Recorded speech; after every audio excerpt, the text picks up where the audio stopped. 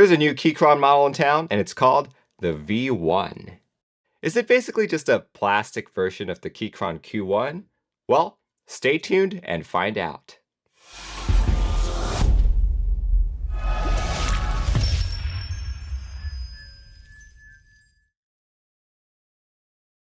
Hey guys, it's me Merlin, your keyboard wizard, here with another keyboard review, and this time Keychron sent me their newest model, the V1.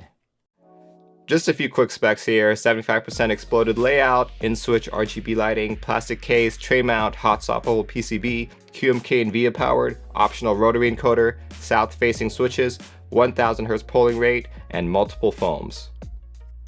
Wait, did you just say tray mount? Isn't that a step back from their Q series of boards, and don't a lot of other boards have these same features? What's the deal with the V1? Well, what if I told you could buy this unit, bare bones, no switches or keycaps, with just one bill? Just kidding, there's no way a board with all these features could only cost $50. The actual cost is, drumroll please, $54. Let's take a look at the rest of the pricing. $64 for a bare bones with knob, $74 for fully assembled with no knob, and $84 for fully assembled and knob. Amazing price across all the different options. I looked on Amazon to see if there was anything comparable at these prices, and there really wasn't anything that was feature equivalent until you got to the pricing of the fully assembled models. And funnily enough, a lot of these were also Keychron boards. But the Q and V series Keychrons are made to introduce people to the custom keyboard market. Customs do have a different feature set and different audience from boards you can buy from Amazon or your favorite big box retailer. So I looked around my favorite custom keyboard vendors to see what was available now. You've got the Novelkeys NK65 Entry Edition starting at $95 bare bones pricing. You've got the KBD Fans KBD67 Lite at $129.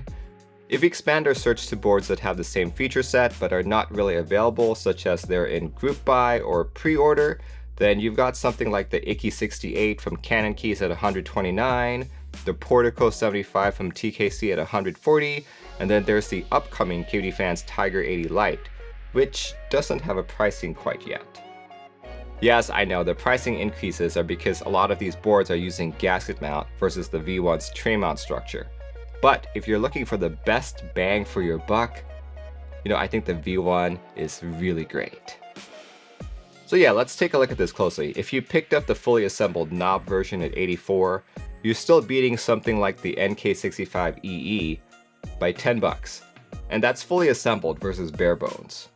The closest thing I found to this is the Canon Keys stacked 75 bare bones kit at $80. But that's a stacked acrylic keyboard case, which really isn't everyone's cup of tea. Let's be real here, guys. At these prices, there's nothing really bad I can say about the V1. All of it can really just be dismissed. So with that said, end of review. Peace out. Catch you guys next time. Bye-bye. Just kidding, guys. I've been typing on this board for just about a week, and I do have some thoughts about it. Keychron was kind enough to not just send me the bare bones, but also the keycaps and switches so I could assemble it. If you've seen my other Keychron reviews, you'll know that I've been very happy with their Gateron Phantom series of switches, and I'm so glad that it's what they sent me. I don't actually think these are available through the usual V1, so thank you very much, Keychron, for sending me some of my favorite switches from you guys. It's been a long time since I've last owned a tray mount, and the V1 unfortunately reminds me of the reason why I don't buy tray mount boards. The board has a very non-uniform typing feel, where certain spots around the board, specifically the parts where the mounting is, feel a lot stiffer than others. On that note, the board is tray mounted with 12 screws, a little too excessive if you ask me. The 8 screws used to combine both halves of the board have metal inserts, but the tray mounting screws, the 12 of them, don't. I suspect that this was a design choice mainly to avoid any potential shorts. To be honest, this really isn't something you'd catch onto right away unless you've typed on different mountings. But as I said earlier, at $54, this complaint is completely dismissible, in my opinion.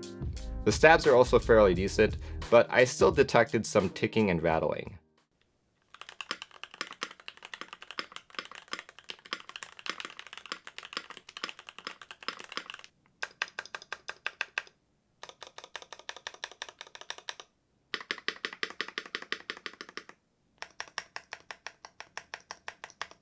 Sound-wise, the board doesn't sound half bad. It's not as deep sounding as I would want from a ABS chassis board, but it's not a bad sound. I think the two foams they put in also provide enough padding to lessen the hollow sounds as well. The board also feels very sturdy and substantial for a plastic board. It definitely feels quality. In terms of looks, my main issue is the same with most translucent boards. I hate seeing where the screws are. This next feature caught me completely off guard, but look at the bottom here. It's got feet. It's got 4 feet, even allowing you to adjust your typing angle in 3 ways. You're able to do 3.5 degrees, 8.5 degrees, and 11 degrees.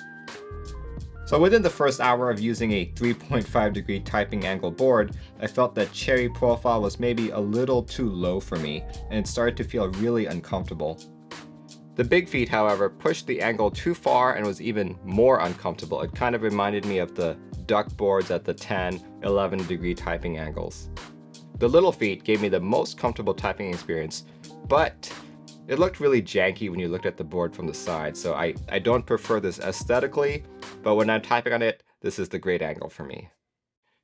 If you've been looking at the Q1 but have thought that it's maybe a tad too expensive, this is less than half the price.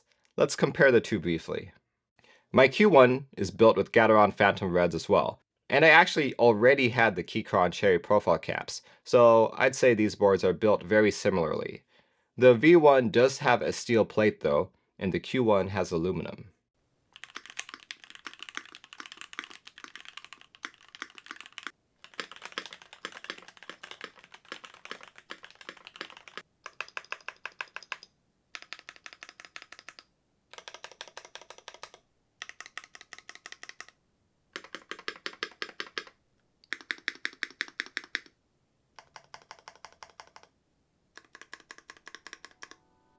The Q1, by virtue of being gasket mount and aluminum plated, is by far the flexier and most uniform typing feel of the two.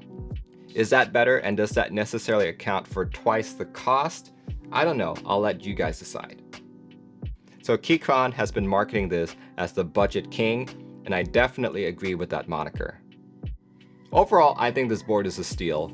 This has most of the features of the Q series, but at less than half the cost, and in my opinion, doesn't really sacrifice much of the build quality. This is amazing. The only thing bad in my opinion is the tray mount. I really don't like tray mount, but at $54 I can forgive this. If Keychron continues the V series like they did with the Q series, I am personally super excited about a upcoming V2. The Q2 is my favorite Keychron board, and having an exploded 65% in a plastic shell such as the V1 is going to be a total win in my book. Anyway, hope you guys enjoyed this quick review. If you have any questions about the V1, please be sure to let me know down in the comments down below. Thanks guys for watching this video, and I'll catch you next time.